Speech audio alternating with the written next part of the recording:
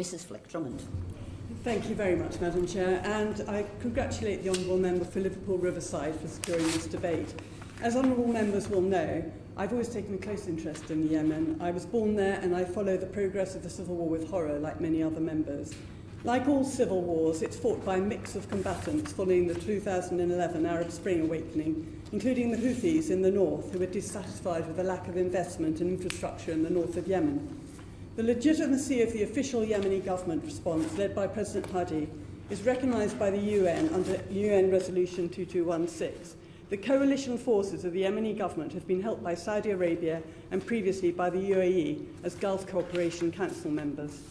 As we move towards the peace process, the country has become increasingly complicated, with the Southern Transitional Council in Aden, another group led by Tariq Saleh, nephew of the ex-President Saleh, in the west, and various tribal militia all looking for a voice in the peace process.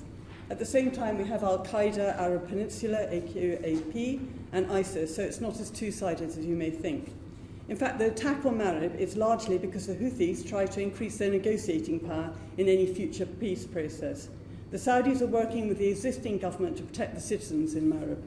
It is a complex situation, but one thing is clear. Arms sales by the UK did not start the war, and it is not the UK's export regime which stopped the Houthis or any other party accepting a negotiated outcome to it. It is not in the interest of any of the outside powers that the war continues. Our exports to any destination are checked against the consolidation criteria. This criteria is very clear about the respect for human rights, preservation of regional peace, security and stability, and the existence of armed conflict.